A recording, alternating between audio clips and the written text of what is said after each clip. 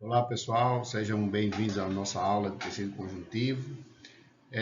Eu vou iniciar com vocês aqui uma parte bem introdutória, né, do conteúdo do tecido conjuntivo e em seguida vocês terão uma outra apresentação onde nós vamos fazer a classificação do tecido conjuntivo, certo? Então, gente, vamos iniciar primeiramente falando o que é, né, esse tecido conjuntivo, conceituando aqui para vocês. E depois falaremos dos componentes histológicos básicos, né, essenciais que compõem o tecido. A primeira coisa que precisamos saber para conceituar, né, para entender bem o que é o tecido conjuntivo, é saber que ele é constituído de células que estão afastadas umas das outras e existe entre elas uma grande quantidade de matriz extracelular. Quando você escutar esse nome, matriz extracelular, saiba que é a mesma coisa que matriz intercelular, porque o que está fora da célula também está entre as células. É a mesma coisa que substância extracelular, ou material extracelular, ou intercelular, tanto faz. Então, nessa pequena imagem aqui, a gente já consegue ver que existem alguns núcleozinhos mais escuros que correspondem às células e uns espaços entre as células, também um material mais rosado, meio comprido entre as células, que corresponde à matriz. Todo esse espaço em branco é preenchido, na verdade, por um material gelatinoso ou aquoso, que é uma parte da matriz, e esses espaços e essas estruturas rosas, compridas, como se fossem as linhas aqui, também fazem parte da matriz, são as fibras da matriz extracelular. Enquanto as células correspondem essencialmente aqui aos núcleos que vocês estão vendo e uma pequena quantidade de citoplasma que se encontra em torno desse núcleo. Dá para perceber perfeitamente que existe um espaçamento entre as células, que existe um material entre elas, fazendo com que aqui nós estejamos diante de um tecido conjuntivo, ok? Bem, uma outra situação, um outro componente importante do tecido conjuntivo é a presença dessa estruturinha que está aqui, que é um vaso, um pequeno vaso sanguíneo, né?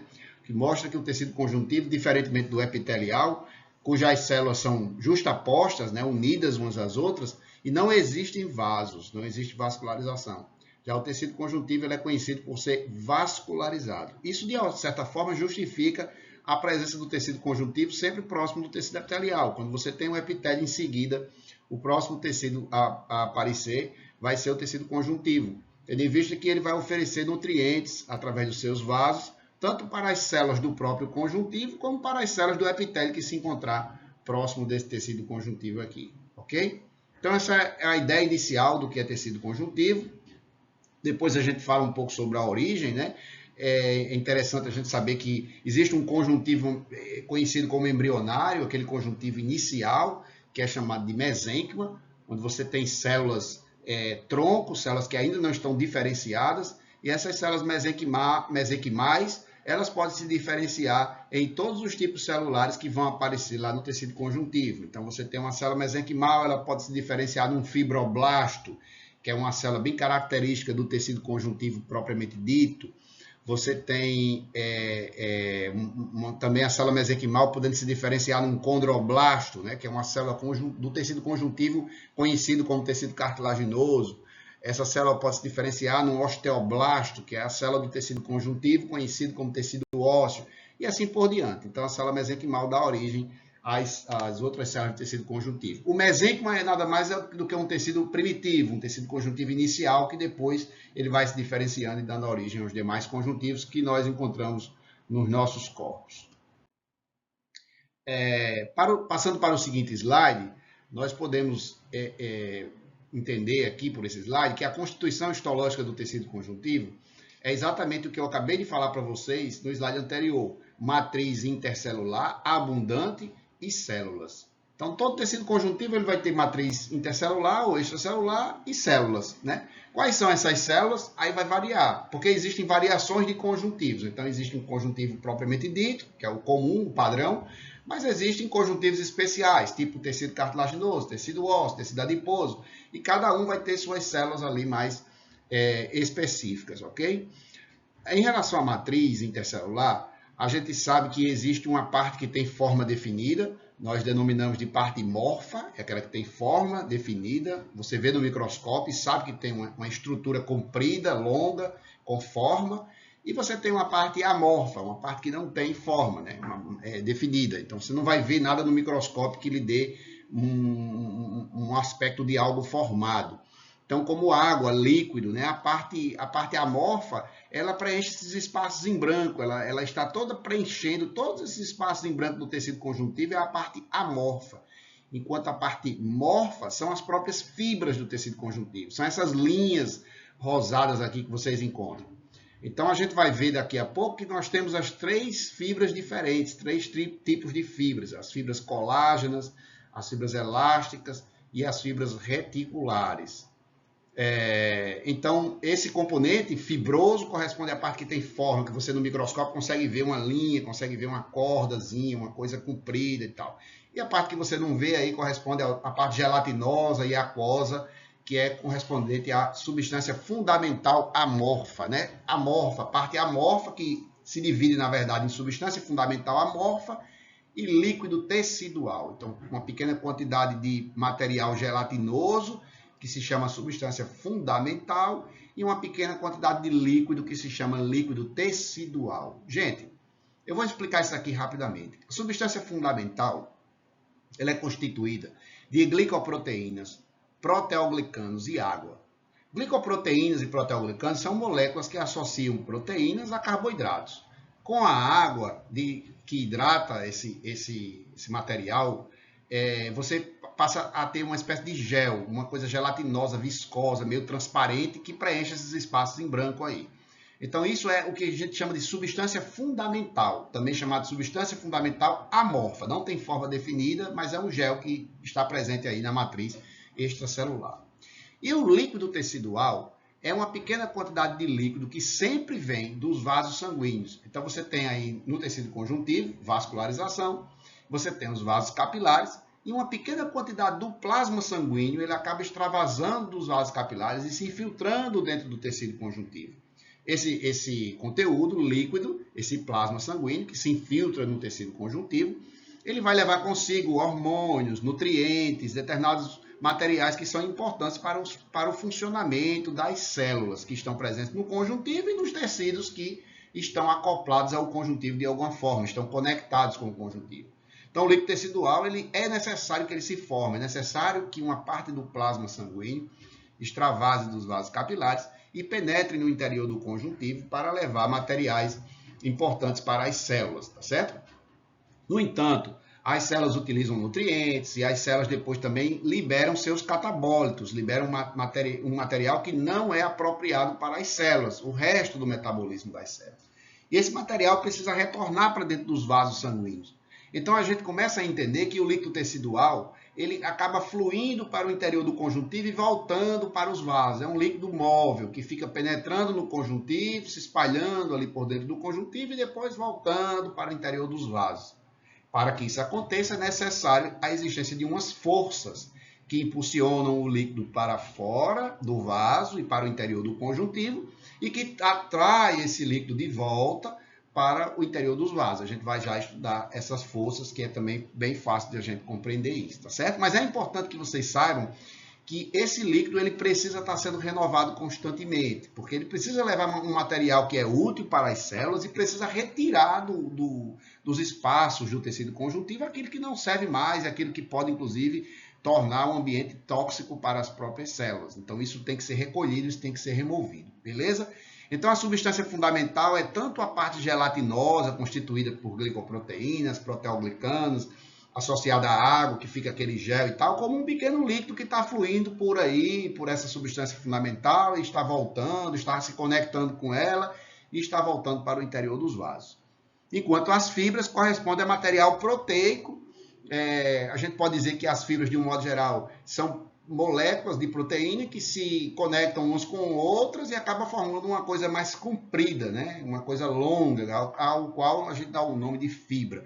Tudo em histologia que é longo, que é comprido, a gente termina dando essa denominação de fibra. Se utiliza muito essa ideia de coisa fibrosa, coisa que é longa, comprida, né? E as fibras são realmente um material proteico que se associa a proteínas associadas a outras proteínas que ficam algo mais comprido, algo longo. Existem aí, para que vocês saibam, 3 tipos de fibras. As mais frequentes, as mais comuns são as fibras colágenas. Né? As fibras colágenas elas são formadas por uma molécula de colágeno, e essa molécula de colágeno ela se associa com outras moléculas, formando pequenas fibras bem fininhas, que a gente chama de fibrilas colágenas.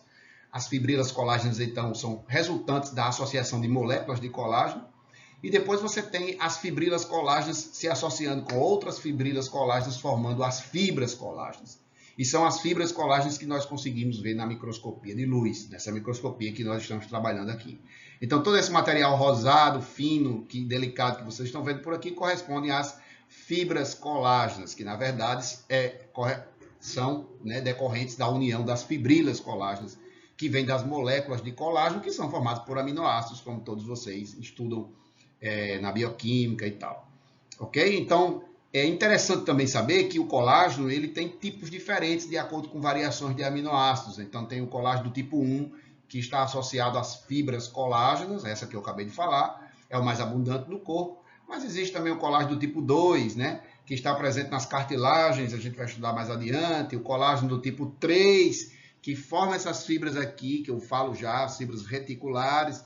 E o colágeno do tipo 4, que está presente na lâmina basal e que vem do tecido epitelial. Quando vocês estudam na aula de epitélio, vocês recapitulem aí, vocês vão ver que o colágeno do tipo 4 não se associa para formar fibras, né? Ele não está associado formando fibrilas e fibras, mas ele está compondo lá a lâmina basal, que tem relação lá com o tecido epitelial, tá certo?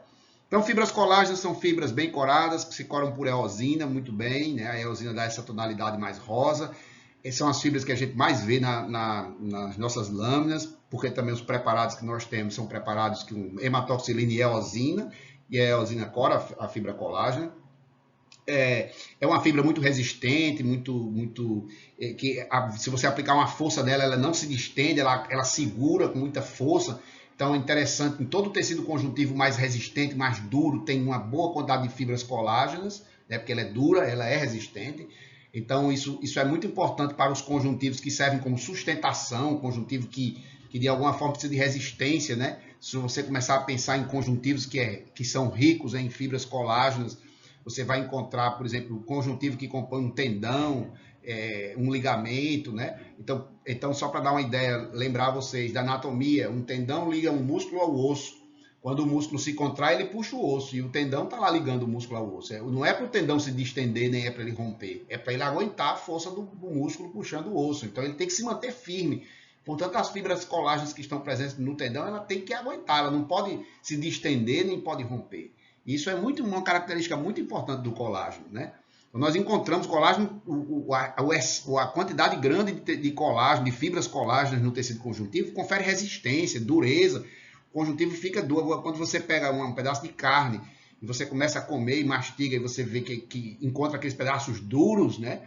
Aquilo ali é tecido conjuntivo rico em fibras colágenas, por isso que fica duro daquele jeito. A carnezinha que tem mais células, que é formada por fibras musculares ou células musculares, é mole. Agora, na hora que você pega o conjuntivo que envolve aquelas fibras musculares, o conjuntivo que delimita aquilo dali e que tem uma certa quantidade de colágeno, aquele conjuntivo é duro, né? Tem uma resistência, tá certo? E aí, anatomicamente, ele tem uma tonalidade mais esbranquiçada. Onde você tem muito colágeno, você vê uma coisa mais branca, do ponto de vista anatômico. Do ponto de vista histológico, você vê uma coisa mais rosa, porque você vê as fibras coradas de rosa, entre rosa e vermelho, né?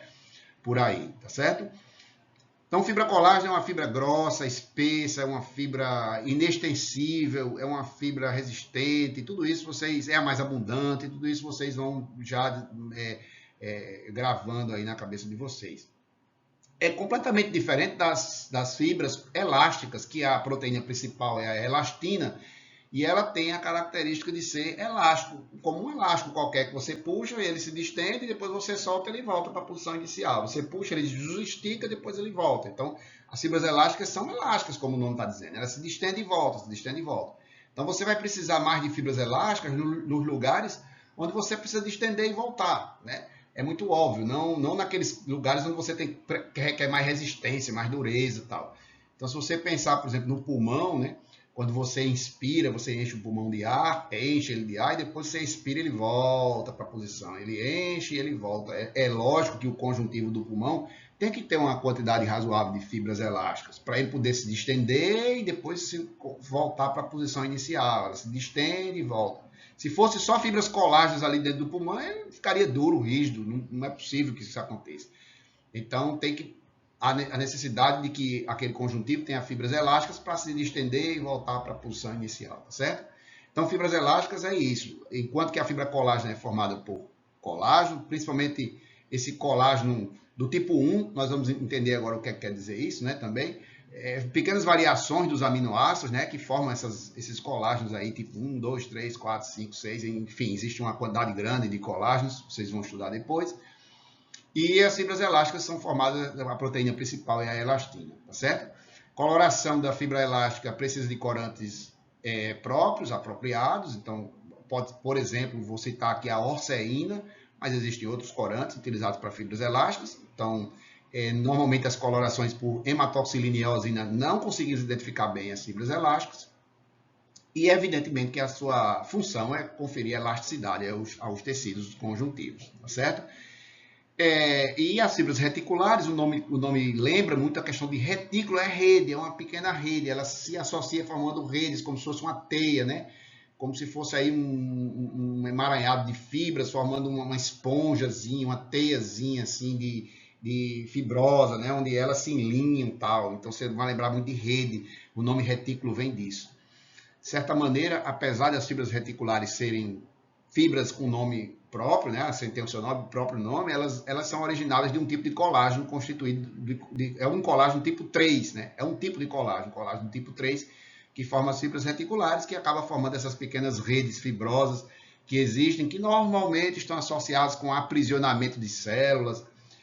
Por exemplo, na medula óssea, que você tem as células que dão origem às células do sangue, né, as células da linhagem hematopoética. Essas células hematopoéticas, elas estão inseridas num conjuntivo, num ambiente esponjoso ali, cujas fibras estão todas alinhadas umas nas outras e mantendo ali as células hematopoéticas naquele ambiente, tá certo? Então, as fibras reticulares ali formam um retículo que mantém células livres ali, que se multiplicam, se diferenciam e originam novas células do sangue o tempo todo. Então, a gente encontra muito isso em órgãos hematopoéticos, como a medula, o baço, os linfonodos, que estão relacionados com a formação de linfócitos.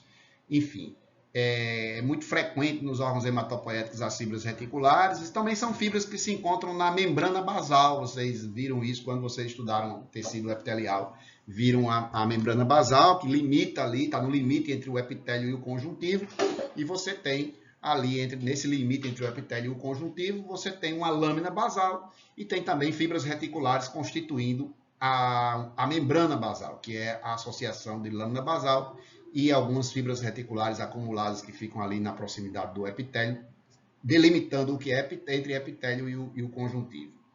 Beleza, gente? Então, essencialmente, essas são as fibras. A colágena é a mais frequente, é a mais abundante, é a mais resistente, é acorada facilmente. A elástica é mais delgada, mais fina, menos, digamos assim, a coloração precisa de corantes especiais. Confere elasticidade ao conjuntivo. As fibras reticulares são fibras mais delgadas também, são fibras que se articulam aí formando uma rede, aprisionam células e tal, estão no limite entre um conjuntivo e outros tecidos. E também precisam de preparações especiais, muitas vezes utilizamos a de prata, né? A impregnação pela prata para ver fibras reticulares. E aí ela fica numa tonalidade mais escura, negra, né? Na impregnação pela prata. Como é uma preparação muito especial e tudo, geralmente a gente não tem tantas lâminas disponíveis e fibra reticular é muito pouco visto na microscopia, na verdade.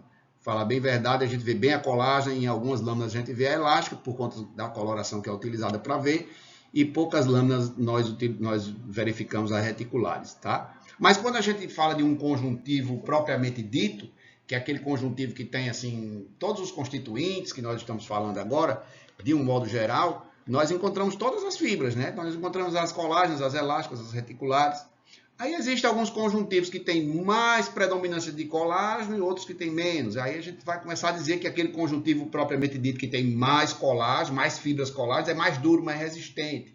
E ele é chamado de tecido conjuntivo denso.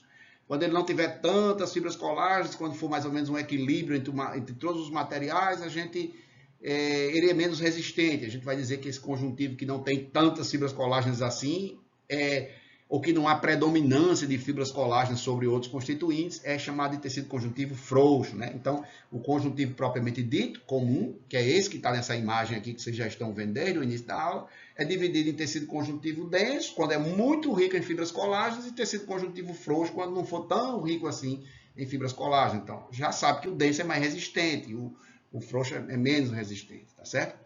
Além disso, além de todo esse material que constitui a matriz intercelular, nós temos as células, né? E as células são diversos tipos celulares. Então, nós vamos ter macrófagos, mastócitos, plasmócitos, leucócitos em geral, né? Fibroblastos, enfim, uma quantidade de células. Todas estão presentes no tecido conjuntivo propriamente dito também. Todas essas células que eu vou falar hoje aqui estão presentes no tecido conjuntivo propriamente dito. Nas próximas aulas, quando a gente for falar de conjuntivos especiais, aí nós vamos ver que as células de cada conjuntivo elas são um pouco diferentes, né? Enquanto o conjuntivo propriamente dito tem fibroblastos, macrófagos, mastócitos, já o conjuntivo cartilaginoso ou a cartilagem possui condroblastos, condrócitos, né? Condro se refere à cartilagem. Já o tecido especial conjuntivo, conhecido como tecido ósseo, possui osteoblasto, osteócito, osteoclasto, né, com C. Então, são células próprias de cada tecido. O tecido adiposo possui uma quantidade boa de adipócitos, né? Então, por isso que ele é chamado de tecido adiposo. Então, muito de acordo com a predominância de cada constituinte, se a gente tem mais colágeno, se a gente tem menos colágeno, se a gente tem uma predominância de fibras reticulares, se a gente tem a predominância de algum tipo de célula, como a presença de adipócitos em grande quantidade. Aí a gente vai ter variações de conjuntivos, por isso que a gente tem tecidos conjuntivos diferentes, né? Tem tipos diferentes. Essa a informação inicial que eu queria que vocês tivessem. Aí a gente passa para essa outra imagem, que mostra um pouco do que é o tecido conjuntivo propriamente dito, né? Onde nós encontramos aqui a matriz, rica em fibras. Percebam que a fibra elástica está aparecendo aqui mais fininha. A fibra colágena é um pouco mais espessa, uma coisa mais tortuosa, mas, enfim, está aqui a presença de fibras. Esses espaços em branco correspondem à parte amorfa, né? Que aqui vai estar presente a substância fundamental, o líquido tecidual, né? Está presente nesse região que aqui aparece como em branco, e as células diferentes, as células variadas, né? O macrófago, o mastócito, o plasmócito, aqui algum adipócito, que não tem uma grande quantidade de adipócitos, porque quando existe isso, o tecido é adiposo. Aqui não, é um conjuntivo propriamente dito, que pode aparecer alguns adipócitos assim meio que isolados aí. O fibroblasto e a presença de vasos contendo hemácias no interior. Os vasos são muito importantes. A gente saber que o conjuntivo é um tecido vascularizado. Então, essa imagem mostra muito bem a característica de um conjuntivo, né? Células afastadas, matriz extracelular abundante, presença de vasos sanguíneos, tudo isso é característico do tecido conjuntivo. Esse outro aqui é o corte histológico, né? O que os núcleos das células. Então, vocês percebem bem que as células estão afastadas. Aqui uma presença de um vaso sanguíneo, dá para ver inclusive o endotéliozinho, né? Que é o epitélio pavimentoso simples aqui que forma o vaso, um vasinho pequenininho. Aqui os espaços em branco, que é o lugar da matriz amorfa, e as linhazinhas, né? O rosado aqui corresponde às fibras colágenas, que são coradas naturalmente, são coradas por eosina, então a gente vê muito bem isso, tá certo? Isso é um conjuntivo propriamente dito típico, assim, característico. Olhou para isso daí, você sabe que é um conjuntivo propriamente dito. Mais à frente saberemos que era um conjuntivo propriamente dito frouxo, porque a gente não consegue ver que as fibras colágenas predominam sobre os outros constituintes. Se você tivesse muito vermelho, muito rosa, muita fibra aí, ocupando quase todo o espaço, né? Praticamente sem esses espaços em branco, ou com a limitação desses espaços em branco, com a parte amorfa mais limitada, também com menor número de células, e fosse muito colágeno se sobressaindo, aí você chamaria esse conjuntivo de denso. Mas nesse caso aí não existe predominância de constituintes, então nós vamos chamar de conjuntivo frouxo, que é um tipo de conjuntivo propriamente dito, tá certo? Passamos adiante, então, para entender como é que se forma o líquido tecidual. Então, minha gente, primeira coisa, a gente precisa saber que o sangue ele sai do coração, ele vem com muita força de lá de dentro do coração, ele passa para as artérias. E das artérias ele passa para artérias menores, que são as arteríolas. Das arteríolas ele flui para dentro dos vasos capilares, parede mais fina, só tem endotélio, né? Só tem um epitéliozinho ou lâmina basal e tal. E depois do capilar ele passa para a vênula, que vai se espessando e vai formar veias e depois vai embora para o coração. Então essa é a circulação que todos vocês conhecem. Quando o sangue vem por dentro da arteríola, ele vem com aquela força que ele já saiu do coração e ele tende a forçar na parede do vaso. A tendência dele é querer sair, querer extravasar pelo vaso, porque ele vem com muita força por dentro da artéria, arteríola. Quando ele chega no capilar, ele se encontra com um vaso de parede fina, com alguns espaços, alguns capilares, inclusive, tem alguns espaços entre as células, né? A gente vai estudar isso mais adiante. Pequenos espaços, mas tem ali umas fenestrações e tal.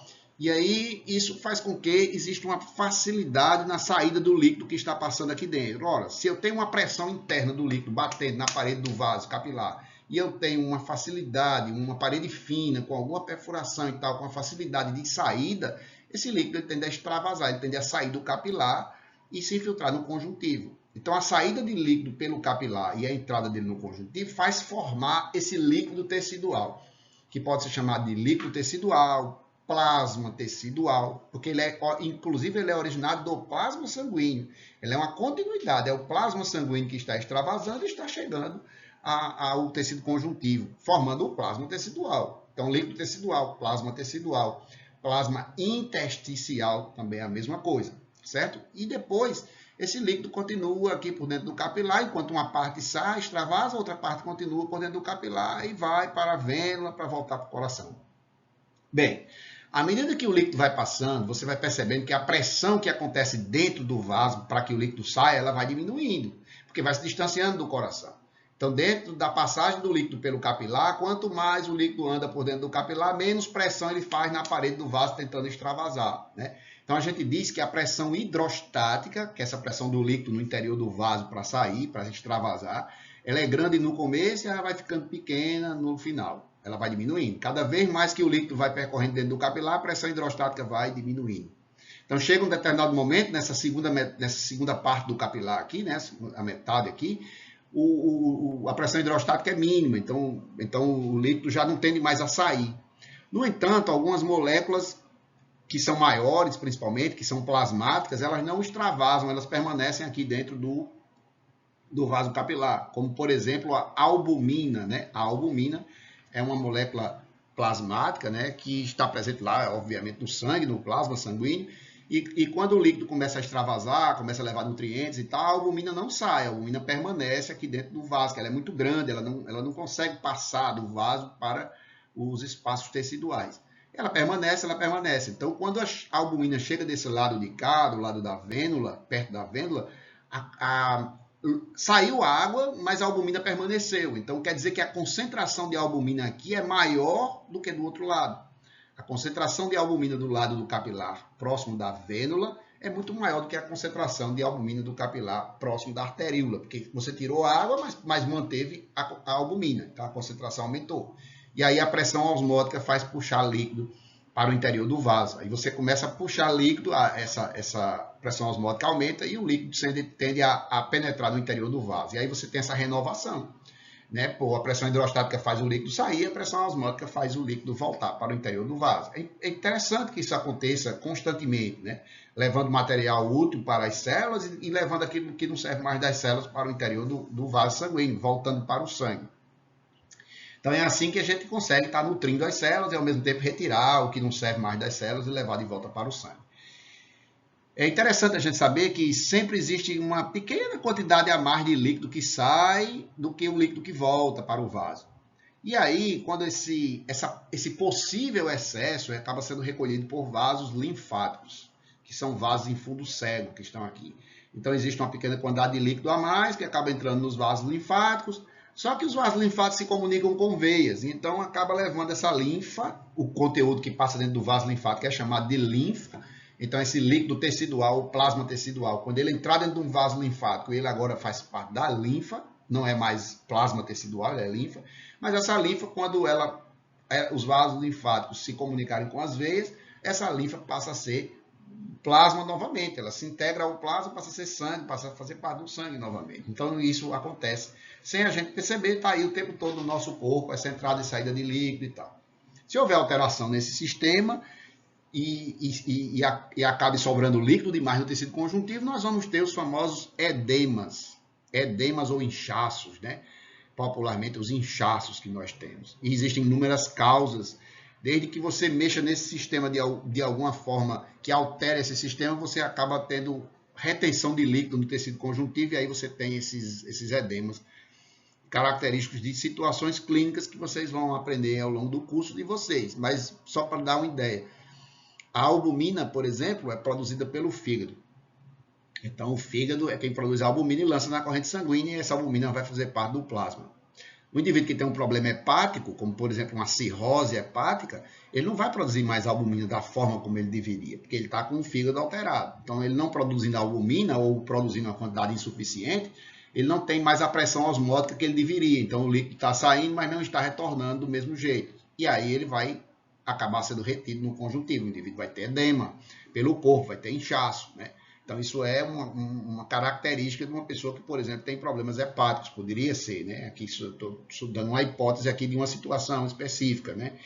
Aí você pode ter, por exemplo, obstrução de vasos linfáticos, como acontece na filariose, né? A famosa elefantíase. Então, você tem líquido saindo, líquido voltando e teoricamente, um pequeno excesso que poderia entrar no vaso linfático não vai entrar porque o vaso linfático está obstruído. Então, esse líquido vai restando, vai sobrando, e aí você acaba tendo edema, acaba tendo inchaço aí no tecido conjuntivo. Então, esses edemas, eles acontecem por alterações diversas, que não cabe a gente falar de todas aqui, mas que vocês podem também ter conhecimento sobre isso em outras matérias e com mais leitura a respeito do assunto também. Pós-aula, vocês poderão também se interessar para ler mais sobre o assunto. Essa parte é bem interessante e bem útil para a prática de vocês, ok? Então, vamos falar agora rapidamente das células, para vocês entenderem, porque essa aula eu divido ela em 3 partes. Essa primeira parte, que eu estou falando aqui para vocês agora, eu estou abordando o que é matriz extracelular e o que são as células. Essencialmente é isso. E a segunda parte, que está numa outra gravação, que vocês vão assistir também, é para fazer a classificação dos tecidos. Aí você vai ter conjuntivo propriamente dito, frouxo, denso, tecido adiposo, tecido reticular, tecido mucoso e tal. Está lá na classificação. Ok? Então, a primeira parte é a gente conhecer o tecido, saber o que é uma matriz, saber o que são as células, para que elas servem. E a segunda parte é para a gente classificar os tecidos, assim de forma bem clara, dessa maneira. Então, as células do conjuntivo propriamente dito, e essas células são válidas para o conjuntivo propriamente dito, elas são os fibroblastos, os macrófagos, mastócitos, plasmócitos, adipócitos e leucócitos. Eu quero dizer para vocês, em primeiro lugar, que eu não me interesso muito por explicar a forma dessas células, porque na lâmina, de um modo geral, vocês não vão ficar procurando verificar quem é mais redonda, quem é menos redonda, quem é mais comprida, quem é menos comprida. Vocês não vão ficar procurando identificar cada uma dessas células isoladamente. Vocês vão olhar o tecido e vão dizer, isso aqui é um conjuntivo propriamente dito. Esse conjuntivo é frouxo, esse conjuntivo é denso. Vocês vão classificar o tecido, não as células especificamente. Então, por isso, eu não me preocupo muito com a forma de cada uma dessas células. Vocês vão pegar isso no livro, vocês vão poder ler e vocês vão ver, quem tiver interesse, de ver a forma de cada uma dessas células, de ver detalhes sobre o que existe de núcleo, detalhes de organelas presentes em cada uma. Eu não vou entrar nesses detalhes aqui nessa aula. Vou falar para vocês o que eu considero como essencial, que são as funções principais dessas células. Também, outras funções vocês poderão estudar outras funções, mas essas funções que eu vou passar são as principais para que a gente conheça. Bom, eu agora sei o que é conjuntivo e sei o que é que as células que estão lá, mais ou menos, o que é que elas fazem, né? Então, essencialmente, você tem a primeira célula, é o fibroblasto. O fibroblasto é essencial, é fundamental para o tecido conjuntivo. Porque é ele que produz, o nome está dizendo fibroblasto, produz as fibras, produz a matriz. Boa parte da matriz extracelular é produzida pelos fibroblastos. Então, o fibroblasto é uma célula construtora, é uma célula que produz fibra elástica, fibra colágena, fibra reticular, ele produz as glicoproteínas, proteoglicanos, ele produz aquele material presente na matriz. Boa parte do material que está presente na matriz extracelular vem do fibroblasto. Então, sem fibroblasto, não tem a matriz extracelular e, portanto, não tem tecido conjuntivo. Aí que eu digo que é uma célula, talvez se a gente fosse enumerar aqui, o que é mais importante de um conjuntivo propriamente dito, o fibroblasto. Quem produz a matriz é quem faz com que o conjuntivo seja um conjuntivo, a sua riqueza em matriz extracelular. Depois, o fibroblasto ele tem momentos que ele está sintetizando muito intensamente e tem momentos que ele entra numa fase de repouso, que os livros chamam de quiescente. Quiescente é uma fase de repouso, onde ele diminui a quantidade de organelas, ele fica mais fininho, uma célula mais fininha, com menos conteúdo citoplasmático, né? E aí essa célula em repouso é chamada de fibrócito. Então, fibroblasto é quando ele está produzindo, muito ativo e tal, e quando ele vai diminuindo essa produção e vai até deixando de produzir por material extracelular, ele é fibrócito, tá certo? Não significa dizer que em algum momento uma necessidade não faça ele voltar de fibrócito para fibroblasto. Ele pode voltar, por exemplo, numa lesão específica que o conjuntivo precisa ser produzido maior quantidade naquele canto, nas cicatrizações e tal. Então pode ser que o fibrócito volte ao estágio de fibroblasto, mas em regra ele é fibroblasto enquanto ele está lá produzindo. Depois que ele produz um material dele, aquele material fica ali só eventualmente numa renovaçãozinha e tal, e as células mais ou menos elas vão diminuindo a sua quantidade de organelas, porque não há mais necessidade, elas vão ficando num estágio mais de repouso. Então, fibroblasto e fibrócito é a mesma coisa, é a mesma célula em estágios diferentes, ok? Os macrófagos são células fagocitárias. Então, são células de... Eu gosto de utilizar, às vezes, alguns termos que não são científicos, não são técnicos, mas são termos simples que todas as pessoas entendem, né? O macrófago é aquela célula, o servidor de limpeza, é o cara que vai lá para limpar a sala, tá certo? Ele limpa, quando as outras células sujam tudo ali, o macrófago vai lá e limpa. Então, células mortas que não servem do próprio organismo, o macrófago vai lá e fagocita, né? Células que invadiram o conjuntivo, bactérias e outras células invasoras, partículas que penetraram no conjuntivo, o macrófago vai lá para fagocitar, para eliminar. Então, ele é uma célula geral, não é específica, é uma célula geral de limpeza, de fagocitose, de destruição de material que não serve mais ou que possa, de alguma maneira, causar problema ao tecido conjuntivo, tá certo? Então, existe essa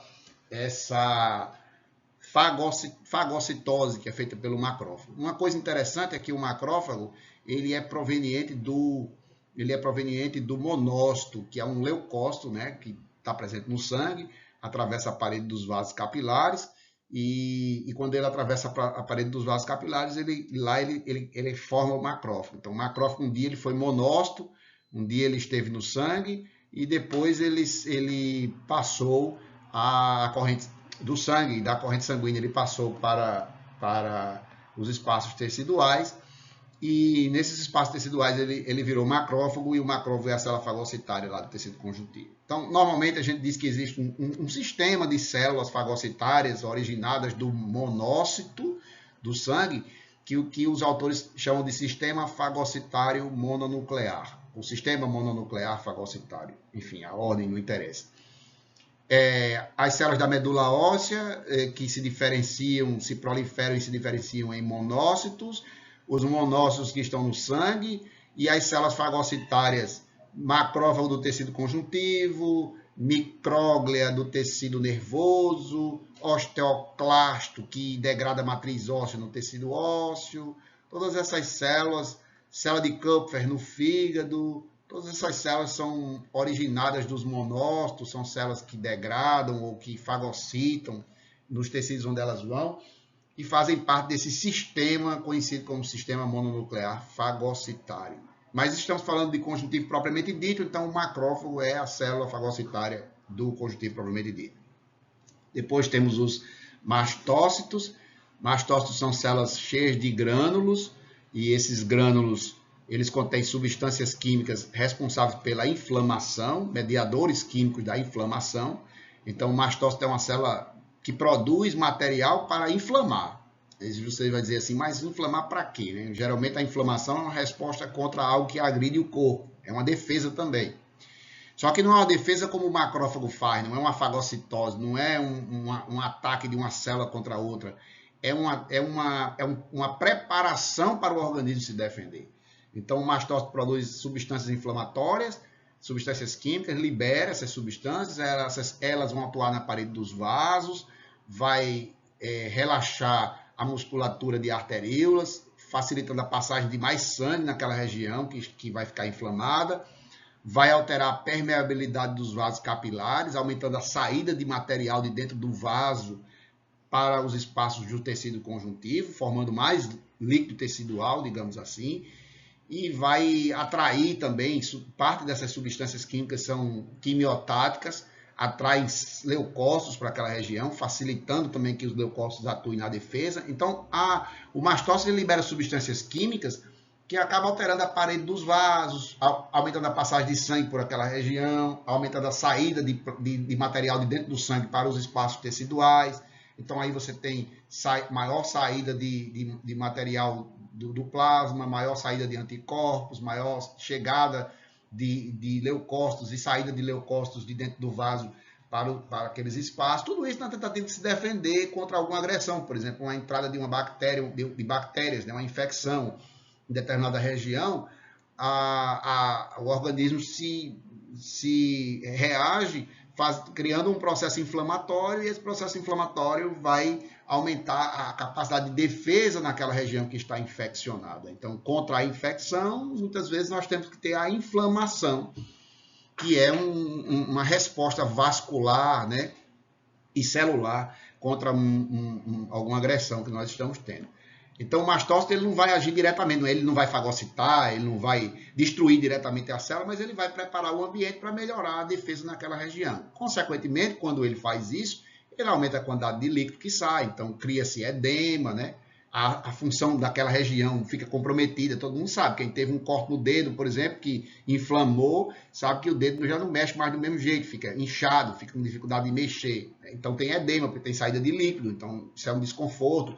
Tem vermelhidão, porque passa mais sangue naquela região, então vermelhidão, que é o rubor que se chama, né? Calor pela passagem do sangue também, dor, né? Então existem substâncias que atuam, dessas substâncias existem algumas que atuam nas terminações nervosas, causa dor, também a própria inchaço comprime as terminações nervosas, causa dor. Então, enfim, dor, calor, rubor, são características, sinais da inflamação. E o mastócito faz parte dessas células que promovem a inflamação, ok? Uma célula nossa própria que tem essa função. Aí você tem os plasmócitos, que são células produtoras de anticorpos. Todos sabem que o anticorpo, quando ele encontra um antígeno, que é uma molécula, né, estranha ao organismo, ele tende a se combinar com o antígeno. Então tem um antígeno, o anticorpo vai lá e se combina com o antígeno, e ele acaba neutralizando a ação deletéria, a ação maléfica daquele antígeno. Se o antígeno ia causar algum dano, uma toxina qualquer que ia causar algum dano, quando você tem um anticorpo, você produz um anticorpo, libera ele vai, pum, se combina com o antígeno, e o antígeno já não provoca mais os danos que ele poderia provocar. Então, essa é uma forma de defesa também, mas é uma defesa indireta, né? Não é o plasmócito diretamente indo lá e acabando com o antígeno. O plasmócito produz uma molécula, que é o anticorpo, libera ela e ela que vai lá se combinar com o antígeno, tá certo? Então, é também diferente do macrófago, né? Que não é uma célula fagocitária. O plasmócito é uma célula que vai liberar material para se combinar, moléculas para se combinar com outras moléculas e assim tentar neutralizar essas moléculas. Às vezes, por exemplo, uma bactéria, suponhamos, ela tem moléculas estranhas na parede. O plasmócito vai produzir anticorpos que vai se combinar com essas moléculas lá da bactéria. Pode ser que esse anticorpo não seja suficiente para resolver, para inibir o dano que a bactéria vai causar. Mas na hora que ele se gruda na bactéria, ele cria uma situação em que favorece a fagocitose da bactéria por outras células fagocitárias. Então, isso é chamado de opsonização, né? Opsonização é como se, na hora que o anticorpo se gruda na bactéria, ele deixasse mais fácil, ele atraísse melhor e facilitasse a fagocitose por parte de um macrófago, por parte de um neutrófilo, por parte de células que são fagocitárias. Ele desce como se fosse eu vi uma vez uma pessoa falando, é como se fosse assim, inicialmente tá lá, a bactéria seria uma carne meio que sem sabor, né? Aí o anticorpo dá um temperozinho, aí cria um sabor para a gente ir lá e querer comer. É mais ou menos isso. O anticorpo ele vai lá e dá um saborzinho para que a célula fagocitária vá lá e consiga degradar aquela bactéria, tá certo? Então, às vezes, o anticorpo sozinho não resolve, mas ele acaba criando uma situação que favorece a ação de uma célula fagocitária, que é quem vai dar a solução definitiva. Então, os plasmócitos eles são derivados dos linfócitos do tipo B. Vocês vão estudar mais adiante que tem linfócito B, linfócito T, e quem dá origem ao plasmócito é o linfócito B, de bola, né? Adipócitos são células que se encontram em grande quantidade no tecido adiposo, isso aí vocês vão ver mais à frente, mas no tecido conjuntivo propriamente dito, você acaba encontrando algum ou outro adipócito, né? Adipócito é célula que tem várias funções, mas todo mundo sabe que é uma célula armazenadora de triglicerídeos, né, de lipídios, principalmente triglicerídeos. Tem uma grande quantidade que fica armazenada nos adipócitos e essas moléculas são utilizadas como uma fonte de energia, digamos assim, a longo prazo, né? Vai liberando parte, degradando e liberando parte dessas moléculas para que sejam utilizadas como fonte de energia por outras células. Quando a gente estuda tecido adiposo, é interessante a gente entender que o tecido adiposo não é só armazenamento de gordura, né? Tem também outras coisas, liberação de hormônios, né? Que mexe com a questão da fome também. Então, existem inúmeras funções aí do tecido adiposo, que vocês podem pegar um material específico de tecido adiposo para estudar, mas é evidente que todo mundo vai ver que o adipócito é uma célula que fica tão repleta de gordura, ele armazena tanta gordura que fica uma bolota branca. A gordura se perde na preparação e fica umas bolotas brancas. Quando você vê um tecido adiposo unilocular, que é o mais comum, você vê um monte de bola branca grande, são vários adipócitos repletos de gordura, a gordura se perde na preparação e, portanto, fica aquela coisa toda esbranquiçada, você percebe nitidamente que ali é um tecido adiposo. Então, é uma característica, uma função importante esse armazenamento de gordura, especialmente triglicerídeo, né? E os leucócitos são células do sangue. A gente vai estudar mais adiante numa aula específica, mas existe um neutrófilo, eosinófilo, basófilo, linfócito, monócito, né? Neutrófilo, eosinófilo, basófilo, linfócito, monócito. São células do sangue que atravessam a parede dos capilares e constantemente chegam até o tecido conjuntivo para exercer funções, né, de defesa, funções de defesa lá no tecido conjuntivo. Minha gente, assim, essencialmente é isso, essa aula de modo básico, né, para ter uma compreensão inicial, depois vocês poderem estudar a classificação dos conjuntivos e a gente poder fazer prática, né, porque é importante na histologia a gente ter o conhecimento geral das estruturas e a gente ia verificar isso no microscópio, conseguir identificar no microscópio. Então, o meu objetivo com essa aula era esse. Tem mais algumas imagens aqui para que vocês podem ver, mostrando o fibroblasto, que tem mais organelas, vocês percebem muito mais organelas, é mais espesso, né? mais grosso do que o fibrose, que é fininho, tem menos organelas, é porque está em repouso. Você tem um macrófago aqui mostrando ele fagocitando uma bactéria, né? A questão da função da fagocitose do macrófago. Você vai ter os mastócitos cheios de grânulos, aqui os mastócitos repletos de grânulos contendo mediadores químicos da inflamação. Você vai ver o plasmócito, é a célula produtora de anticorpos, de proteínas, então ela é muito rica em retículo endoplasmático granular, porque ela faz muita síntese proteica. Você vai ver o adipócito, que é uma célula que inicialmente é uma célula mesênquimal. Inicialmente foi uma célula mesenquimal, né, mas foi acumulando gordura e acabou formando uma célula grande. Então essas bolinhas pretas aqui representam a gordura, o lipídio que foi acumulado. Você vê que no começo a célula tem um núcleo central, no final a célula madura, o adipócito maduro, tem um núcleo aqui periférico, porque tudo isso aqui fica repleto de gordura. Isso que está em preto aqui, que na lâmina, na verdade, no lugar de preto, isso aqui fica branco, porque a gordura vai embora na preparação histológica e fica uns espaços em branco. Aí quando você tem muitos adipócitos juntos, você na verdade encontra várias bolas brancas, aquelas bolas são células, são adipócitos, células grandes que ficam próximas, umas acaba ficando próxima, né? Acaba até fugindo um pouco da ideia de conjuntivo, mas as células ficam próximas porque elas incham, elas aumentam tanto de tamanho que acabam ficando mais próximas umas das outras. E aí você vai ter um tecido adiposo. Na próxima aula, certamente vocês vão ter a oportunidade de ver. Certo? E aqui entra na aula já de classificação do tecido conjuntivo. Eu não vou fazer agora para vocês, porque já tem uma aula gravada para isso. Espero que vocês tenham entendido Espero que tenha sido um iniciozinho para vocês começarem a compreender, né, o tecido conjuntivo e que possam também se aprofundar com leituras e a gente possa ir discutindo mais nas nossas aulas práticas, ok? Um grande abraço a todos e até breve.